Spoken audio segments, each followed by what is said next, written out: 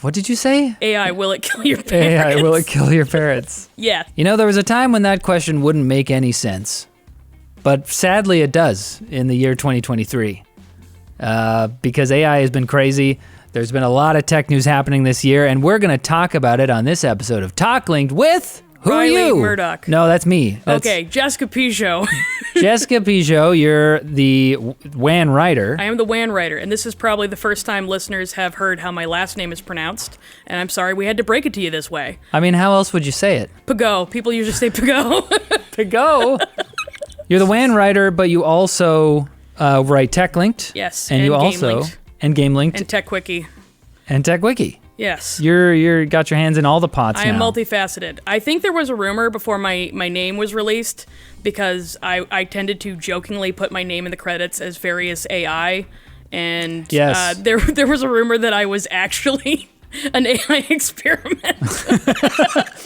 I mean... I just kept showing up in so many different video series. Maybe we all are. Who knows? Brains and vats, etc. Honestly, this year has made me question absolutely everything. We're going to go through our favorite stories of the year, or sort of. We're going to talk about Jessica's first year here at LMG and cover some of our, the stories that really got us thinking. Now, this episode, we're recording it the week before, but it's going to go up on Wednesday, December 27th, 2 days after our Christmas special. So if you want a proper big roundup of all the tech stories of the year, and you didn't see that we released a Christmas special, go see that. But this is more of a casual situation. Jessica, how's it been? Had you tried to keep up with the tech news cycle in the way that you have had to this year before? Not like this, no. Like, there was always things I kept up with. There's little trends that I would note. But if you want to know my previous experience following the news timeline, I learned about Bitcoin in early 2012, went, that's interesting, and didn't pay attention to it again until 2019. There's always just been a lot of stuff that just passes me by because I wasn't specifically interested. Yeah, I mean, crypto, that's fair, honestly. If people missed the whole crypto kind of hype and then crash, it's like... Well, to me, it was only a few years. To me, it started here and it ended here. So, and everything in between that, like there might have been an up, there might have been a down. To me, it was a straight line. Yeah, well, okay. Whoops. It's not fair to say that, sorry, I just said a second ago that it was only a few years, but really, I mean, crypto started way back, early 2010s, or maybe before that anyways, but really started gaining hype around 2012, 13 and stuff. Then it kind of like laid dormant, and then it spiked in the last few years, and just in time for it to kind of fall out of favor. I mean, last year I rewatched some of our Christmas specials in preparation for this year's, and one of the main stories last year was how crypto basically just fell off the map. At the beginning of 2022, a bunch of companies were still doing stuff with it. They announced integrations with it, a lot of gaming companies in particular. And then by the end of the year, they had all kind of canceled it. Yeah, like I remember like Wealth Simple sending me an email like a year and a half ago about their crypto integration. Yeah. Well, and it's still integrated in a lot of things. I don't want to say that it's dead. It's not. It's absolutely not. But in terms of its mainstream... For the average person, crypto was fast. Yeah. Crypto was very fast. It was a flash in the pan. Mm-hmm. But it was replaced by AI, which is like the hugest thing this year. But way bigger hype. Before we get there, how was it keeping up with everything? You said that you kind of like were aware of some things before, but like, was there a breakneck speed? Because I've been doing this for 10 years. So I want to hear what it was like for you. It was a lot of reading stuff and not knowing if it was important or not. Because sometimes you'd read something and you're like, that sounds really important. Mm-hmm. And then Riley would go, yeah, they always do that. Yeah, this is actually the sixth time. Or I'd read something and I'm just like, that doesn't seem important at all. And Riley would be like, this is game changing. And I'm like, really? Yeah. A big part of the issue is not that I didn't understand what was happening, but I did not have the right amount of context to understand what people considered important. Yeah, it's always hard, especially when you're writing for WAN Show. Mm-hmm. And like with Tech Linked, it's, we do our best, but WAN Show, we are preparing things. And before you came on, the whole writing team kind of worked together on it, but I was like curating the topics. And now this is your burden. And it is a struggle to kind of guess what Linus and Luke will particularly find interesting. It is. As opposed to what we think maybe the broad tech audience on YouTube will find interesting. Sometimes I feel like I have a Ouija board or I have a crystal ball, and I'm just going I'm like, okay, well, like this is objectively important, but like I don't know. We have like a little spreadsheet set up, and like I think I've gotten a lot better at guessing, but it's still sometimes I will get it back from Linus and I will be baffled by what returns to me. I'm like, you want to talk about that? That's a main story to you. Yeah. Okay, because I thought maybe I'd have to write 3 lines on that. Yeah, we'll put something in there. We'll be like, this is the biggest news of the week. You guys need to talk about this for half an hour. He's like, world changing. He's like, I want to talk about this Final Fantasy bug that's really annoying me. But to your point a second ago about like having the context, it is tough because we hired you and we hired Jacob close to a year ago. Yes. And you guys have been, getting on the team and becoming embedded and like gaining that kind of context that I've had for a while. And it's a whole process. Admittedly, I no longer find myself Googling, what is red green team? Yeah, exactly. Question mark? Yeah. But I want to say, honestly, that the difference between you and your like kind of ambient knowledge for some of this stuff, the difference between you now and between you like when you started is so vast. Like now I'll just talk about a tech thing and you'll just be like, Oh, I am a sponge. You're up on it. Yeah. I am a serious sponge. That was kind of what James said to me when he hired me, was like, you obviously don't have the background, but you're smart, you'll figure it out. I'm like, what does that mean? Hold on a second. I'm rethinking things here. Yeah. You didn't pick up on that? Okay. I'm like, that sounds ominous. Am I in danger? Don't worry. You'll be fine. Swim. Yeah, so, I mean... I do tend to have a pretty good grasp of technology. It's just that most of the technology I'm interested in was invented before everyone who's currently alive was born. Right, because prior to your job here, you did write blog posts. Absolutely. And you did deep dives. On history topics. Yeah, which involves technology a lot of the time. Absolutely involves technology. Yeah, for sure, which is, I think, why... I mean, I've loved your Tech Wiki scripts. I think that you do a deep dive and you make them funny. You're a stand-up comedian, in case anyone doesn't know. I'm currently sitting, but, you just gotta imagine me like 2 feet up. That's the kind of jokes we're looking for, where you can look forward to. I cannot tell the kind of jokes that I tell on stage in this context. Jacob wrote a sit-stand joke into today's Tech Link as well. Dang it! He's like, they will not stand for that. But if you want to sit for that... See, this just reminds me of the time when, like, you were... I heard you across the room, like I was finishing up a joke for TechLink, and I heard you all across the room telling Jacob off for having 2 jokes in one script that were about shoving objects in someone's butt. As I was finishing a joke about shoving objects in people's butts. I mean, hey, it's a funny place of the body, it's inherently humorous. What are you supposed to do? Not make jokes about it? Butts, am I right? And now, it's not time for quick bits, because there aren't any today. Nonetheless, this video is brought to you by Firebelly Tea. Their travel mug gives tea lovers the ability to start or stop their iced or hot tea infusion, anytime, anywhere. Its flow control and tapered lip makes it feel like you are drinking from a traditional mug, but with none of the spillage. And you should also check out the unique, handcrafted teas. They're tea-rific. Go to lmg.gg/firebellymug. Grab yourself a Stop Infusion travel mug and use code LINKED10 to get 10% off your entire purchase. So on that note, yeah, let's talk about our favorite tech stories this year. For me, it's definitely one of the biggest ones, and one of my favorites is AI, just because I've been doing my darndest this year to make some progress on a tech longer about it, and it's been very, very, very difficult. A long road to find the time to do it, but I've been like saving so many links. It's crazy. So, how do you feel about AI? Is it going to be the end of humanity? Is it going to be the bright, optimistic future? I think the truth is somewhere in between. I know.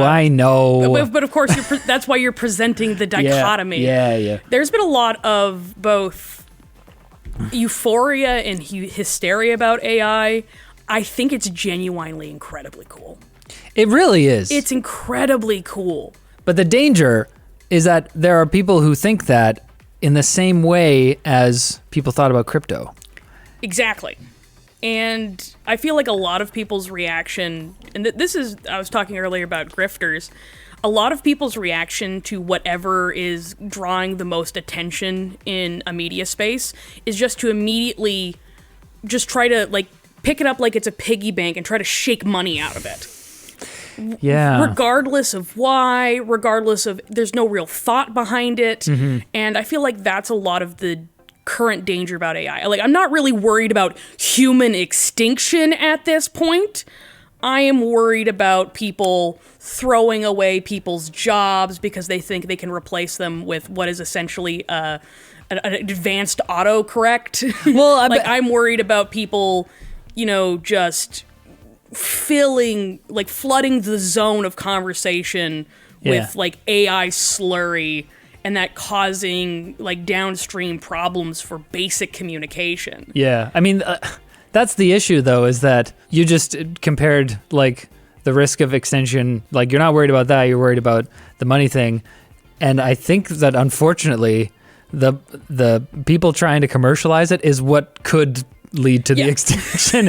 I mean, it's so interesting because we're doing it to ourselves. Yeah. I'm not worried about the AI. I'm worried about the people using it. What's a tool is a tool. A hammer is a hammer. I mean, yeah, and thankfully they're not at the level of like being actual autonomous agents right now. They are just tools. And it's unclear if they will ever get to the point where they could be described as like an autonomous agent in the way you think of like a sci-fi robot being. Like, we don't know if the HAL 9000 thing is currently possible. Yeah, I mean, we don't know. There are some things that have been made. We reported on Auto GPT at some point in the middle of the year where they could string along a few chatbots that kind of like, you give it an overarching goal and then it self-prompts itself along towards that goal. But I think that more recently, it being able to create other smaller versions of itself. That was crazy. That was a crazy recent story where like AIs can give birth to other AIs.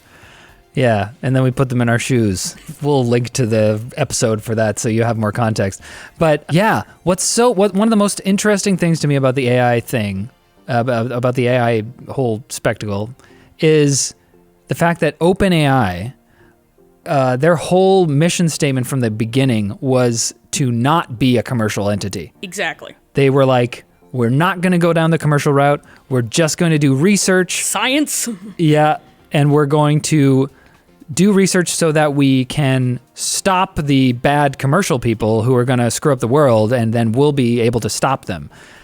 They are the people who put this thing out into like ChatGPT was the impetus for all of this, and it was OpenAI, the company who said that they would protect the world. But, and you could make an argument that like, okay, AI is too powerful for one company to control, so they had to get it out there so that people could like see what's happening and do stuff with it and all this stuff. But OpenAI is not doing it open source; they're doing it proprietary. Exactly. Meta is doing open source stuff. There's a lot of good, interesting stuff going on in the open source community. I mean, Mistral is pretty close to like it's behind Claude, which is just behind ChatGPT, but like. I don't know so like to your point about the conflict between those two drives, there is that conflict, but it's also so complicated because the companies that are saying that they're here to protect us are the companies who are trying to commercialize it. So, and commercial interests, it's kind of like a whirlpool. Like, it has its own gravity, it has its own momentum, it sucks you towards it, whether you like it or not, whatever your original intentions were. Yeah. Let's talk about the sort of the details of AI a little bit. Like, how long did it take you? It took me a long time to wrap my head around the idea that this is like a neural network. Like, let's get into the deep stuff. Do you think it'll ever be conscious? I like to think that that's plausible. Like, there's a part of me that finds that very compelling as an idea. I think because of how important, like, sci-fi writers have been writing about the idea of autonomous agents, like iRobot, like all of these ideas, this grand cultural weight of the idea of, like, what if we could create life? What if human beings could create a consciousness that is analogous to ourselves? Right. Now, to be clear, I don't actually think it's that plausible that we will create something that is like human beings. No. I don't think that's the I think case. I agree. I think it's fundamentally different. Yeah, we might create like a super intelligent, crazy, like 1,000 years from now. Plausible even. But it's not going to be like us. Yes, it's not going to be analogous to us. The thing is, I would never feel comfortable saying, no, it will never happen. Right.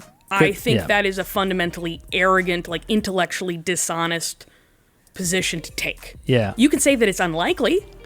Honestly, you can say that it's nowhere near in the near future, but not no. Yeah. Honestly, I completely go back and forth. I'm like, I think in the beginning I was like, it's not conscious, it's just a whatever. And then like I saw some stuff and I was like, whoa, this is actually pretty crazy. And look at it structurally. You're like, this is structurally very, very similar to the way that neurons work in the human brain.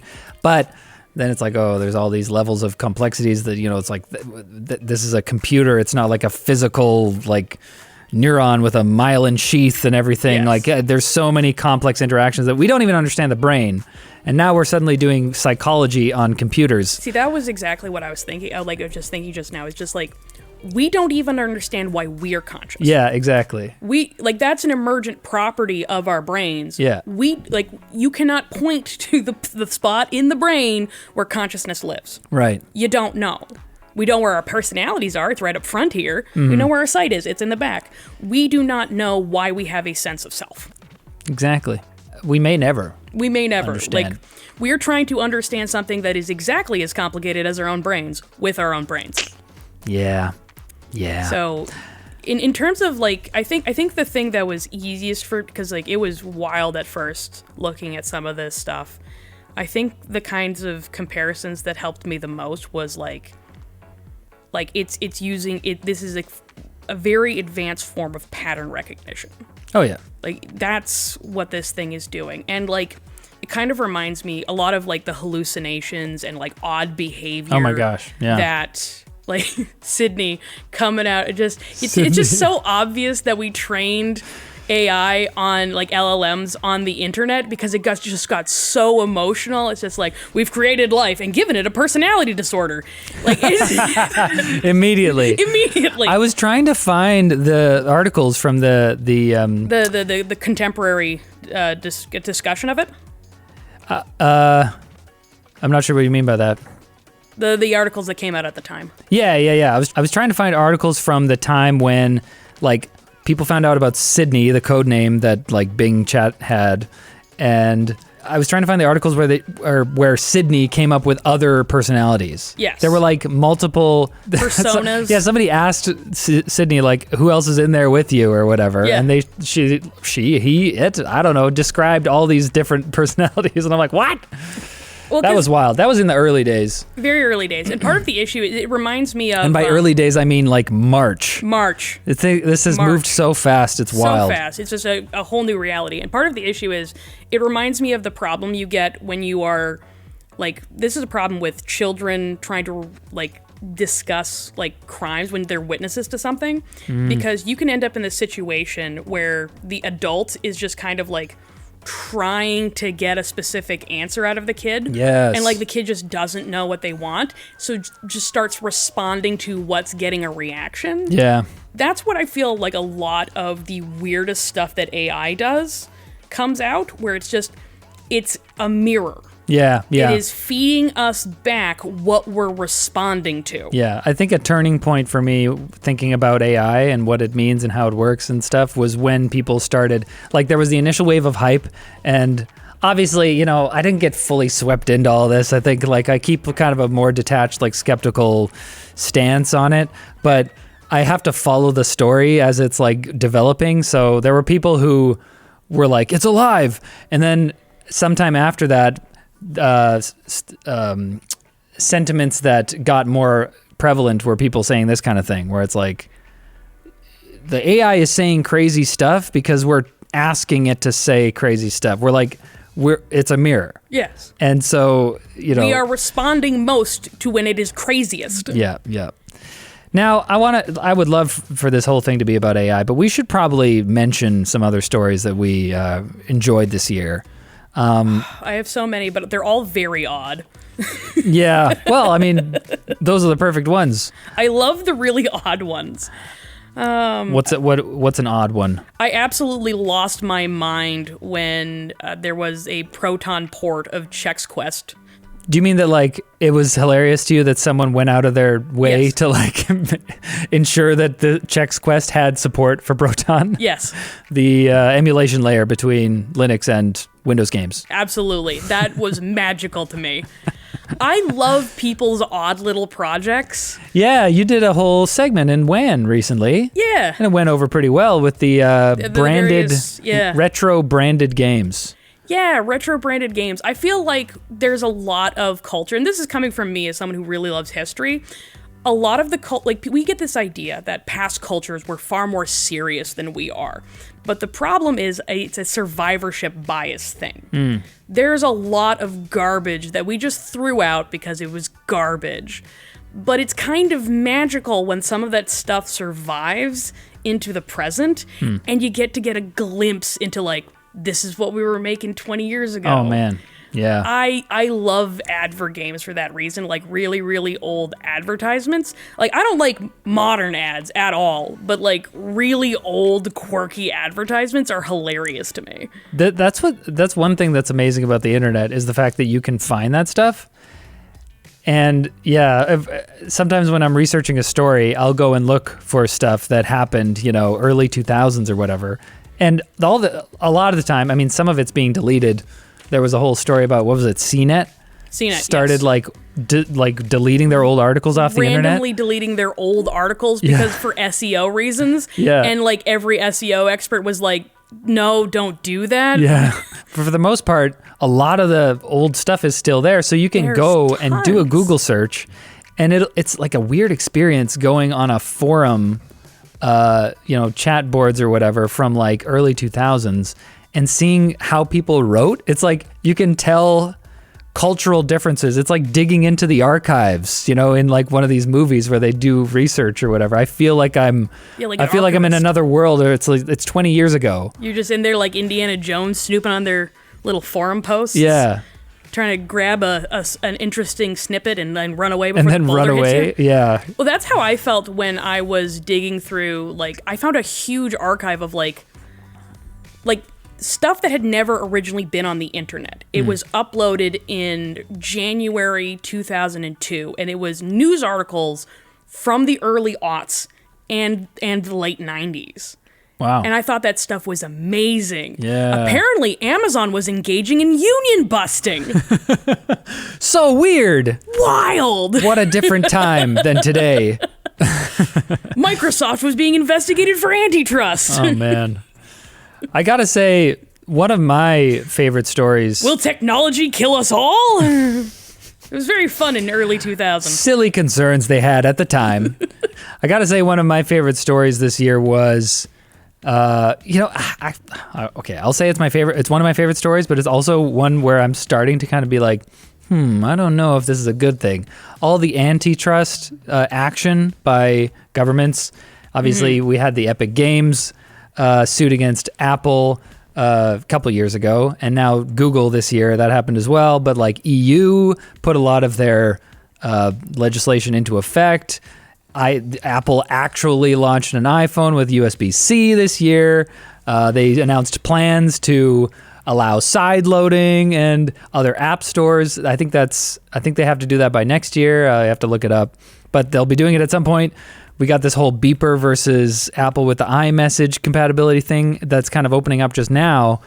But the reason it makes me be like, hold on a second, is the fact that a lot of this is happening because of government regulation. Yes. And I think that I'm wary of a turning point in which we've been reporting on all this EU stuff happening. We're like, yeah, get Apple, make Apple open up their platform, et cetera, et cetera. Point. Yeah.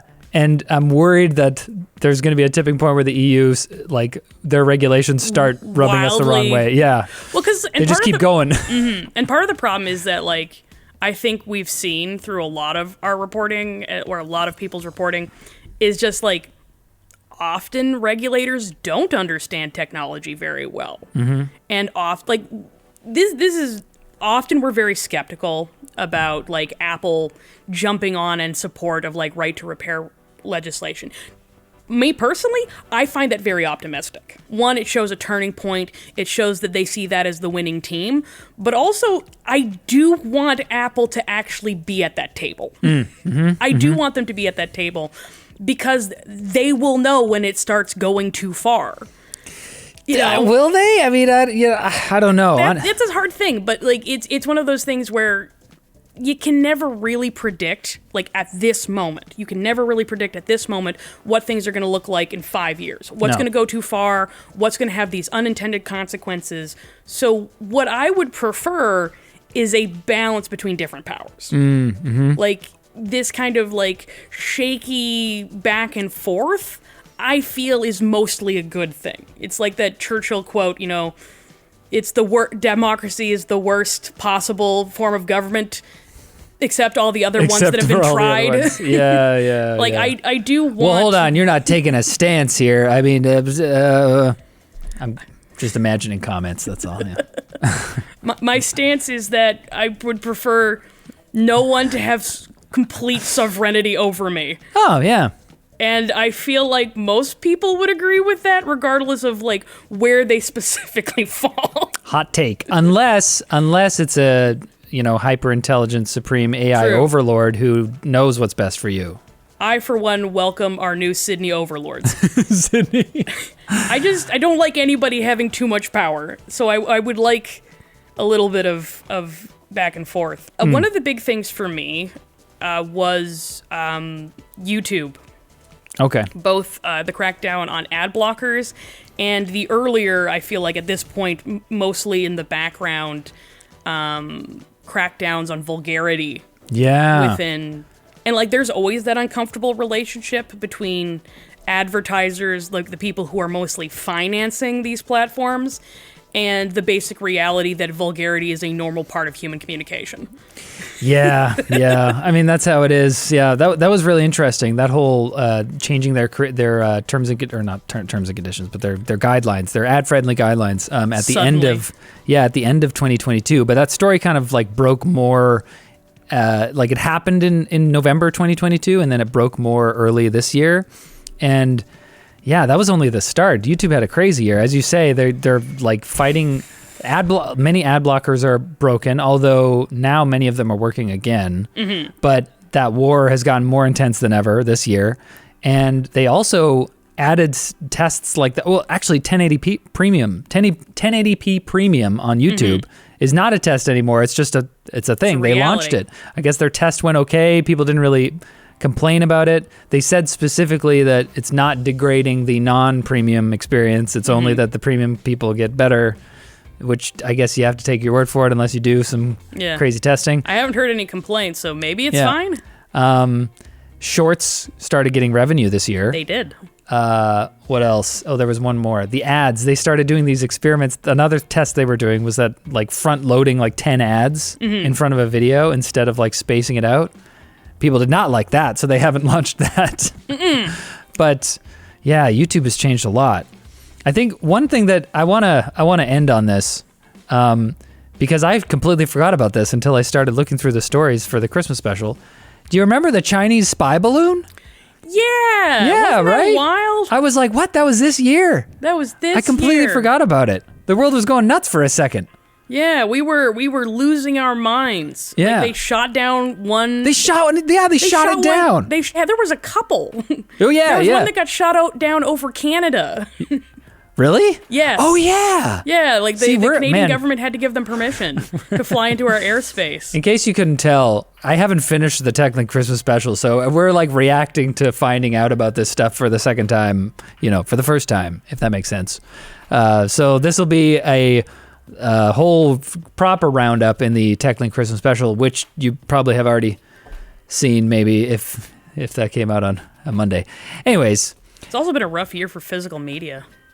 Oh, yeah. Wait. Yeah. What do you mean? I forget. Oh, the dropping of DVDs and CDs and various stores. Well, Best Buy announced plans to drop it next year. Yes, and Netflix will no longer be sending DVDs in the mail. Oh, no. Which is just devastating for me. Yeah. I actually was one of the original users of the Netflix mailing system. I remember that from way back. Wow, no, I never used that. I heard about it. OG Netflix. Wow. Where they sent it through the mail. Yeah. I used Blockbuster right up until it died. I wasn't about to use that newfangled DVD mailing. Yeah, well, I always lived in the woods, so. And don't you live in the woods? Watch TechLinked and GameLinked, etc. that are going to keep happening. That's the end of this episode because they're going to start the WAN show soon, and we suddenly have to abruptly end. Will AI kill your kids? Yes. Jeez Louise. Honestly, we're weighing the parents and kids thing right now, but one of them's going to go. Yep. And you're going to be forced to adopt AI robot children or parents. So just, make peace with that. Robograndma. And make peace with the fact that this episode is over. That's outro transition number 2. Subscribe to TechLinked. Say bye-bye to Jessica. Cam. Okay, subscribe, and I'll see you on the next time. Jessica? Bye.